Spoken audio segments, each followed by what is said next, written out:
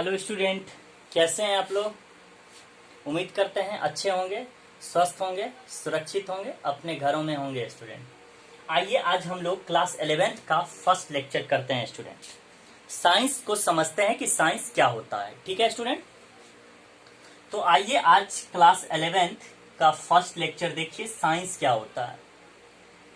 According to me science क्या है, आप लोग different types of definition 10th में पढ़ के आए हैं कि साइंस क्या होता है। तो आप देखिए, एक अभी जो हम बताने वाले हैं एकदम सिंपल लैंग्वेज जो आपको आसानी से समझ में भी आएगी और ध्यान में भी रहेगा, रट्टा मारना नहीं पड़ेगा। ध्यान दीजिएगा कि साइंस क्या चीज है। तो science is the systematic study to know anything is called science. Science क्या है, किसी भी वस्तु पर सिस्टमेटिक स्टडी करो, जो कुछ भी मिल गया साइंस है। Simple language, science is the systematic study to know anything is called science. यानी किसी भी चीज पर टू नो एनीथिंग, किसी भी चीज पर, किसी भी वस्तु पर, किसी भी ऑब्जेक्ट्स पर सिस्टमेटिक स्टडी करो, जो कुछ भी मिल गया वह साइंस है।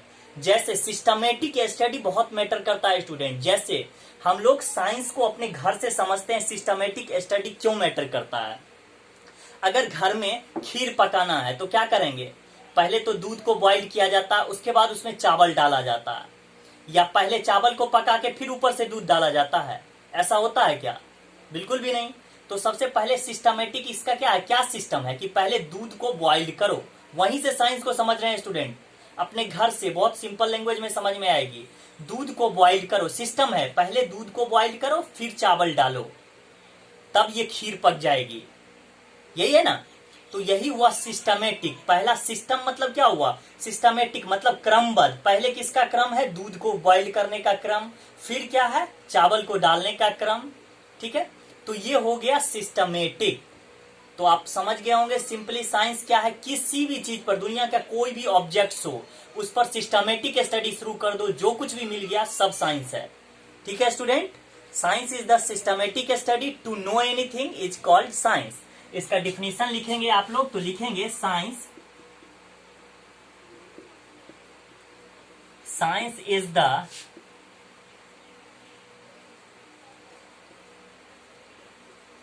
Systematic study to know anything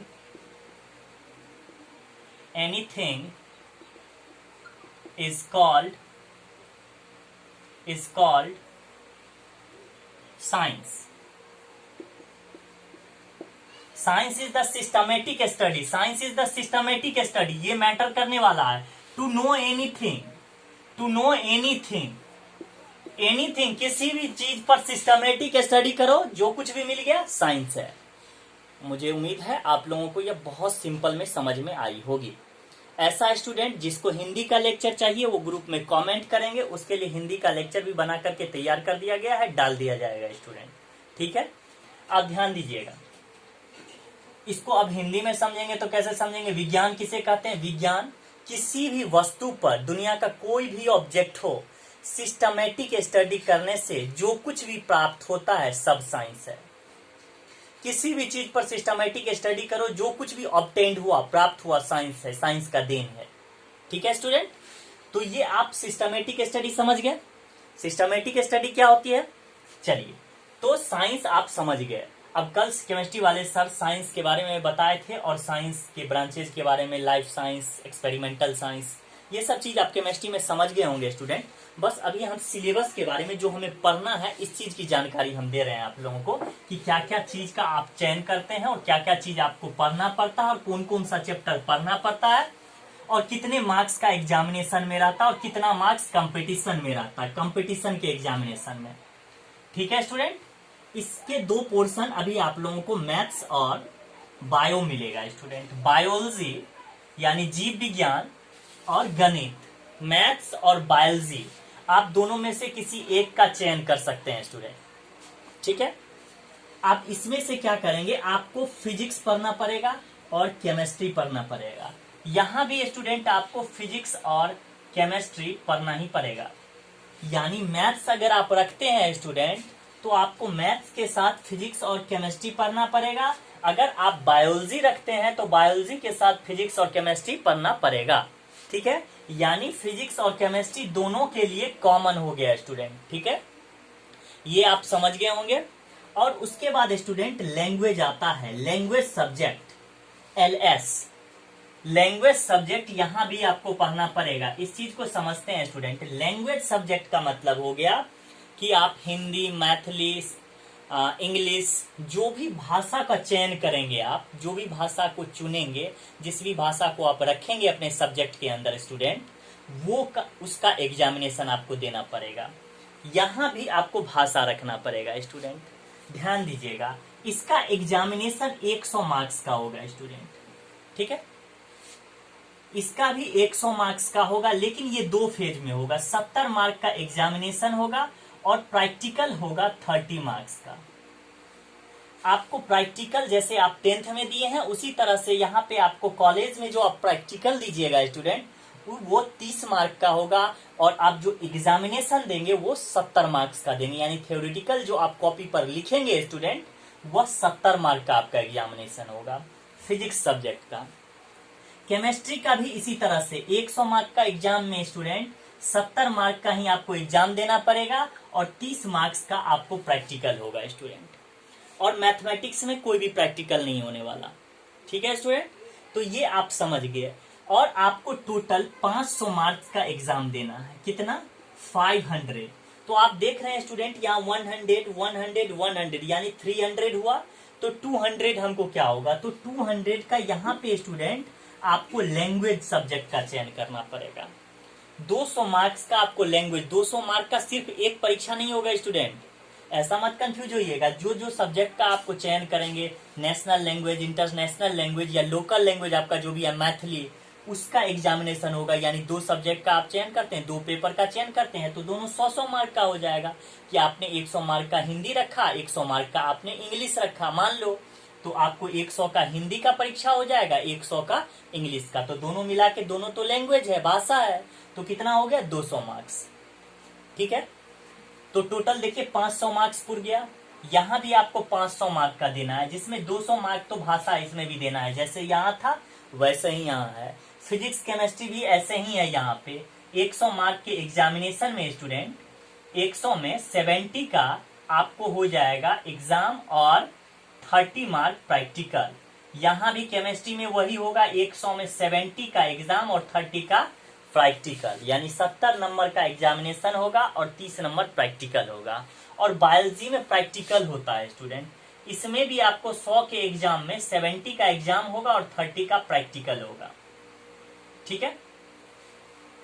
इसमें 70 का एग्जामिनेशन, 30 का प्रैक्टिकल, लेकिन इसमें मैथ्स में प्रैक्टिकल नहीं होता है स्टूडेंट। अब ध्यान दीजिएगा आप कि इसमें जैसे आपने बायो रखा है, तो आप इसमें एडिशनल मैथ्स भी रख सकते हैं। इसमें आप एडिशनल मैथ्स भी रख सकते हैं। इससे आपको ये फायदा हो जाएगा, लेकिन आपको स्टडी ज्यादा करना पड़ेगा स्टूडेंट, क्योंकि अभी तो 3 सब्जेक्ट साइंस का था, अभी 4 सब्जेक्ट हो जाएगा आपको। एडिशनल इसमें बायो अगर रखे हैं तो आप इसमें एडिशनल मैथ्स रख सकते हैं स्टूडेंट, ठीक है। इससे आपको फायदा ये हो जाएगा कि अगर आपको बायो के फील्ड में से इंटरेस्टेड मैथ का फील्ड रखता है, तो आप मैथ के फील्ड में एंट्री कर सकते हैं।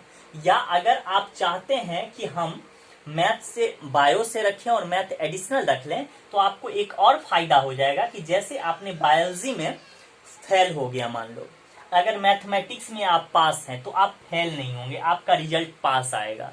फर्स्ट डिवीजन, सेकेंड डिवीजन, जो भी डिवीजन आप करेंगे वो डिवीजन आएगा, ठीक है। और मैथमेटिक्स का ये हुआ स्टूडेंट, मैथमेटिक्स 100 मार्क्स, इसमें कोई प्रैक्टिकल नहीं, 100 में 100 मार्क्स का एग्जाम ही देना पड़ेगा। फिजिक्स केमिस्ट्री का आप आसानी से समझ गए होंगे। उम्मीद है ये सिलेबस आप बहुत अच्छे से समझ गए होंगे स्टूडेंट।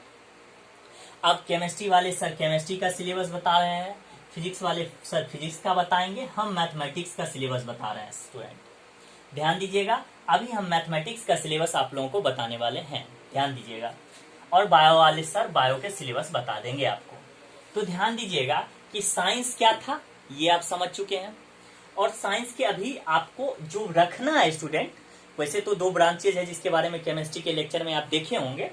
तो अभी हमने बस मैथ्स और बायो, जो आप अपने सब्जेक्ट के अंदर रखते हैं, जिसका आपको एग्जामिनेशन देना है, जिससे आपको अपने आगे बढ़ना है, जिस चीज को लेकर के, उसको बताया कि आपको मैथमेटिक्स और बायो, मैथमेटिक्स में आपको कैसे कैसे होगा और बायोलॉजी में कैसे कैसे होगा। कितना मार्क्स का एग्जाम दीजिएगा? 500 का, यानी 10वीं में जितना का परीक्षा दिए हैं उतना ही का मार्क्स का परीक्षा यहाँ भी देना पड़ेगा और यहाँ भी देना पड़ेगा। बस यहाँ पे क्या हो गया आपको स्टूडेंट कि सभी सब्जेक्ट साइंस के इन्वॉल्व हो गए और लैंग्वेज 200 मार्क का हो गया। ठीक है, तो चलिए आप समझते हैं। कुछ स्टूडेंट ऐसे हैं जिसका थोड़ा सा प्रॉब्लम ये होगा कि नया जो शिक्षा नीति आई है वो अभी 11th को इफेक्टेड कर भी रहा है, तो अभी इस पर कोई भी ये सिलेबस नहीं आया है कि 11th को इस तरह से पढ़ाना है या ये चैप्टर पढ़ाना है, ये करना है। अभी ऐसा कोई भी सिलेबस नहीं आया है नई शिक्षा नीति के अकॉर्डिंग, या जिसको नई शिक्षा नीति समझ में नहीं आती होगी उसके लिए कंफ्यूजन होगा कि नई शिक्षा नीति में कहीं ऐसा तो नहीं होगा कि हमने जो पढ़ लिया वो चीज हटा देगा, हमें दूसरा चीज पढ़ना पड़ेगा। ऐसा कुछ भी नहीं है। इसके लिए हम अलग से, अगर आप लोगों को नई शिक्षा नीति पे जिसको दिक्कत होगी, हम अलग से वीडियो बना के डाल देंगे। ठीक है स्टूडेंट, तो अभी आप साइंस अच्छे से समझ गए होंगे और इसमें क्या क्या पढ़ना है ये समझ गए होंगे। अब हम अभी मैथ्स में, अभी हम आपको मैथमेटिक्स में स्टूडेंट, अभी हम मैथ्स में आपको बताने वाले हैं कि कौन कौन सा चैप्टर पढ़ना है और कितने यूनिट में इसको डिवाइड किया गया है। ठीक है, तो आइए, मैथमेटिक्स जो है क्लास 11th का स्टूडेंट, उसको 6 यूनिट में डिवाइड किया गया है, 6 यूनिट में डिवाइड किया गया है। ठीक है, 6 चैप्टर नहीं, चैप्टर मत समझिएगा, यूनिट अलग चीज है। एक यूनिट के अंदर 3, 4, 5 चैप्टर आ जाते हैं। ठीक है, इसको 6 यूनिट में डिवाइडेड किया गया। ये यूनिट कौन कौन सा है देखिए, देखते हैं। इसमें अब हम लोगों को 6 यूनिट्स पढ़ने। कितने units? 6 unit, first, second, third, fourth, 5 और 6। देखिए, फर्स्ट यूनिट में हमको पढ़ना है सेट एंड फंक्शन। क्या पढ़ना है? सेट्स एंड फंक्शन, जिसको हिंदी में कहते हैं समुच्च और फलन। चैप्टर को चैप्टर नहीं, ये यूनिट्स है। इसके अंदर 3 चैप्टर 4 चैप्टर आ जाएंगे student, set, relation, function, trigonometric function, यानी 4 चैप्टर आएंगे इस सेट्स एंड फंक्शन के अंदर। तो ये यूनिट है sets and function.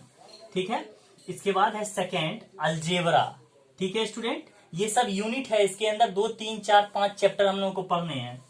Third chapter है कोऑर्डिनेट ज्योमेट्री, इसको हिंदी में कहते हैं निर्देशांक ज्यामिति। फोर्थ चैप्टर है कैलकुलस, जिसको कलन कहा जाता है स्टूडेंट।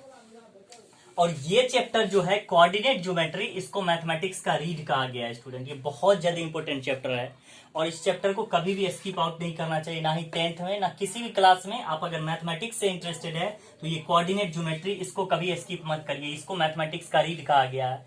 आपको किसी भी टफ से टफ क्वेश्चन को, मैक्सिमम चैप्टर के क्वेश्चन को कोऑर्डिनेट पे एनालाइज करके आप सॉल्व कर सकते हैं। मैक्सिमम चैप्टर को, मैथमेटिक्स में जितने चैप्टर हैं उसमें से मैक्सिमम चैप्टर के क्वेश्चन को आप सिर्फ और सिर्फ एक चैप्टर कोऑर्डिनेट की मदद से सॉल्व कर सकते हैं। इतनी पावरफुल चैप्टर है ये, तो इसको कभी भी स्किप नहीं करना चाहिए। 10th में ही हो, 11th, 12th, किसी भी क्लास में इस चैप्टर को कभी भी स्किप मत करिए। चलिए आते हैं, उसके बाद है कैलकुलस, कलन। इससे हम लोग कैलकुलस का थोड़ा सा टेलर्स पढ़ना है स्टूडेंट। मेन पढ़ना है हम लोग को 11th, 12th में। यहाँ छोटा सा है, थोड़ा सा है, बस कुछ चैप्टर ही पढ़ने हैं। मैथमेटिकल रीजनिंग, गणितीय तर्क, कुछ मैथमेटिकल रीजनिंग से उसको प्रूव करना पड़ेगा कि ये स्टेटमेंट जो दिया है ये मैथमेटिकली सही है या नहीं। कोई स्टेटमेंट जैसे 1 + 2 + 3 + सोन n है, ये n × n+1/2। देखेंगे कि कंपटीशन जो एसएससी, बैंकिंग, रेलवे के स्टूडेंट तैयारी करता है वो इसको याद करता है, 1 + 2 + 3 सोन n रहा तो उसका क्या होता है n × n+1/2। आप इसको यहां पर प्रूफ करेंगे किसमें? मैथमेटिकल रीजनिंग चैप्टर में, कि ये इतना इक्वल टू इतना कैसे आया। ठीक है, तो वो मैथमेटिकल रीजनिंग के अंदर आता है। एस्थेटिक्स एंड प्रोबेबिलिटी, एस्थेटिक्स आप वहां पे पढ़े क्लास 10th में, उससे थोड़ा सा ज्यादा यहाँ है, जिसको हम लोग हिंदी में क्या कहते हैं? सांख्यिकी और प्रोबेबिलिटी, जिसको प्रायिकता। प्रोबेबिलिटी भी 10th में पढ़े, लेकिन वहां थोड़ा पढ़े, यहाँ थोड़ा ज्यादा पढ़ना है और इससे ज्यादा और 12th में पढ़ना है। ठीक है स्टूडेंट, तो ये 6 यूनिट्स हैं हमको। अब ये 6 यूनिट में कौन कौन सा चैप्टर पढ़ना है ये हम आपको बताते चलेंगे। कि एक चैप्टर जैसे सेट एंड फंक्शन हम लेंगे, तो अभी हम सेट और फंक्शन शुरू करेंगे, तो इसमें कितने चैप्टर पढ़ना है ये अभी हम आप लोगों को जस्ट बता रहे हैं। इसको नोट कर लीजिए फटाफट। अब आइए इसमें से ध्यान दीजिए स्टूडेंट, सेट एंड फंक्शन में हम लोगों को 3 चैप्टर्स पढ़ने हैं। सेट्स, रिलेशन एंड फंक्शन और ट्रिगोनोमेट्रिक फंक्शन। ये 3 चैप्टर हम लोगों को पढ़ना है। ये 60 पीरियड का 35 मिनट के पीरियड से ये 60 पीरियड का क्लास है, लेकिन इसको हम लोगों को 20 पीरियड में खत्म करना है स्टूडेंट। ठीक है, ये 3 चैप्टर जो है हम लोगों को 60 पीरियड का सिलेबस है, लेकिन इसको हमको 20 पीरियड में खत्म करना है। बस आप लोग सेंसिटिव होकर के, कंटिन्यू होकर के इसको बनाइए घर पे। जो दिक्कत आएगा वो कमेंट करते जाइएगा। ठीक है, तो ये कितने चैप्टर पढ़ने हैं student? Sets, relation and function, trigonometric function, यानी फर्स्ट यूनिट में हमको इतना पढ़ना है। ठीक है स्टूडेंट, तो चलिए अब हम मैथमेटिक्स का सिलेबस शुरू करने से पहले आपको कुछ मैथमेटिकल साइन देते हैं। देखिए स्टूडेंट, आइए कुछ साइन हमने अभी बताया, कुछ अगले वीडियो में हम लोग करेंगे स्टूडेंट। ये साइन इस तरह का साइन होगा, उसको हम लोग क्या पढ़ेंगे? For all. क्या पढ़ेंगे? For all. इस तरह का उल्टा ई की तरह रहेगा, उसको पढ़ेंगे देयर एग्जिस्ट। इस तरह का साइन रहेगा, उसको पढ़ेंगे बिलोंग्स टू। और इस तरह का साइन देके काट दिया जाएगा स्टूडेंट, उसको पढ़ेंगे डज नॉट बिलोंग्स टू। ये 2 बिंदु टाइप का साइन रहेगा, इसको हम लोग पढ़ेंगे सच दैट। ये इस तरह का साइन, ये साइन से आप पहले भी मिल चुके हैं स्टूडेंट, ये इंप्लाइज दैट का साइन है। और इस तरह दोनों तरफ कर्व लगा रहता है, उसको इंप्लाइज और इंप्लाइज दैट कहते हैं स्टूडेंट। ठीक है, और बहुत सारा मैथमेटिकल साइन है, इसको हम लोग अगले वीडियो में करेंगे। आज इतना ही रखते हैं स्टूडेंट। आज इतना आप लोग जो भी सिलेबस समझे उसको देखिए, उसमें जो भी दिक्कत आता है उसको कमेंट करिए, फिर से बता दिया जाएगा। और कल से हम लोग ये मैथमेटिकल साइन को बता के सेट शुरू कर लेंगे स्टूडेंट, यानी पहला चैप्टर सेट, समुच शुरू कर लेंगे और उसका थ्योरी कल से देना शुरू। ठीक है, तो आज ये आप फंडामेंटल चीज जो जो पढ़ लिए हैं वो ठीक है, जो नहीं पढ़े हैं वो देखिए। और कमेंट निश्चित रूप से ग्रुप में मैसेज करिए स्टूडेंट। इससे क्या होता है, टीचर का मनोबल बढ़ता है, वो आपके लिए और बहुत ज्यादा सिंपल लैंग्वेज में बना करके वीडियो डाला करेंगे। इसीलिए आप लोग उस चीज को डालिए, और आप लोगों के लिए बहुत ज्यादा सिंपल साइंस होने वाला है स्टूडेंट, बहुत ज्यादा। बस अब आप सिस्टमेटिक क्लास करते रहिए। अब एकाएक या रातों रात तो ऐसा हो नहीं जाएगा स्टूडेंट।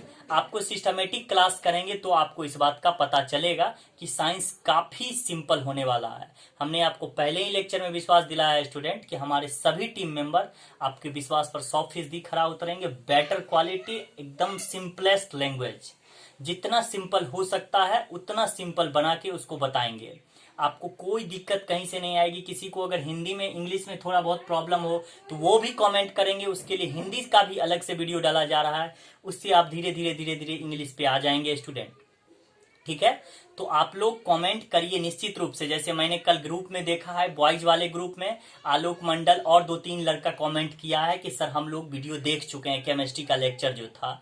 आलोक मंडल वो लड़का जो अनुमंडल में 10वीं की बोर्ड परीक्षा में सर्वाधिक अंक 456 लाया था। कितना सीरियस था, क्योंकि मैंने सबसे पहला कमेंट उसी लड़का का देखा कि सर मैंने पढ़ लिया। यही चीज सीरियसनेस है, यही आपको आपके लक्ष्य तक पहुंचा सकता है। कंटिन्यूटी और सीरियसनेस अपने दिमाग में आकर के सेव करिए। अगर कंटिन्यूटी सीरियसनेस नहीं होगा कि चलो इसको बाद में देख लेते हैं, रात में आराम से देख लेंगे, तो फिर वो केयरलेसनेस हो गया, वो फिर आपको दिक्कत कर देगा, वो आपको डुबा देगा।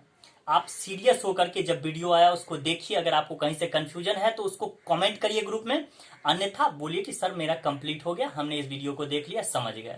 ठीक है, तो हमारे सभी टीम मेंबर, फिर हम आपको कहना चाहते हैं कि सभी टीम मेंबर आपको सिंपल और सिंपलेस्ट लैंग्वेज में समझाएंगे। बस आप कंटिन्यू क्लास करिए, रातों रात कुछ नहीं होता है स्टूडेंट। बस लास्टली यही कह के जाएंगे कि तारीफ अपने आप की करना फिजूल है, खुशबू खुद बता देती है कौन सा फूल है। ठीक है, तो आज के लिए बस इतना ही student. Thank you. Next video में मिलते हैं फिर अगले दिन।